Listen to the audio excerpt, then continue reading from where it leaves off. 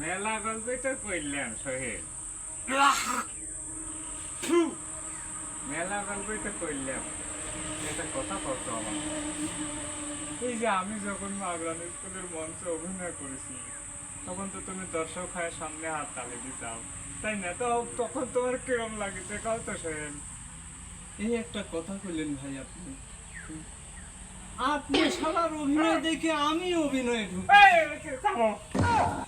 তুমি আমার শালা কইলা মানে? হ্যাঁ?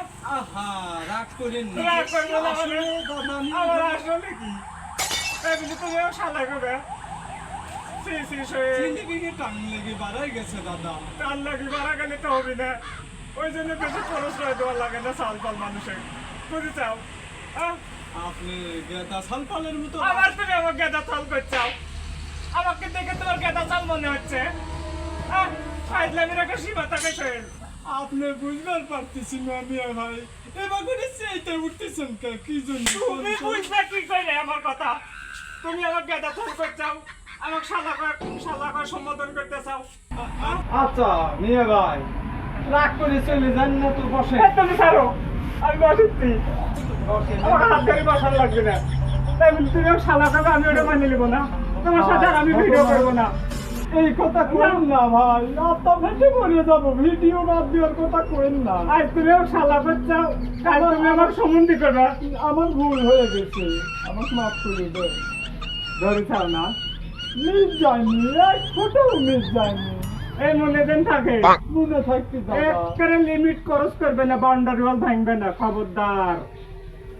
মনে থাকতে আচ্ছা কও, আমি তোর কি ভালো লাগেছে আমি যখন অভিনয় করেছি? সে লাগিছে ভাই। আপনি কি করবো, আপনি দেখে আমি অভিনয়ে ঢুকেছি, বুঝতে পারতেছেন না কে কতটা ভালোবাসি আপনার অভিনয় দেখে। আমি এক কথায় পাগল হয়ে গেছি।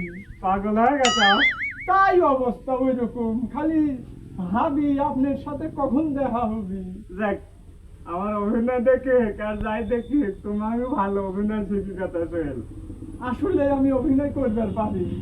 হ্যাঁ, তুমি ভালো অভিনয় করবে, পরে লেটকি ভেটকি তোমার সাদা মেকআপ ভুল হবে, বুঝছো? আমার পেট কামড়াচ্ছিল, তোমার সাথে গল্প করি আমার পেট কামড়ানি ভালো হয়ে গেছে সোহেল। তুমি একটা আজব একটা মানুষ। চলো চলেন, চা খাই গে তো।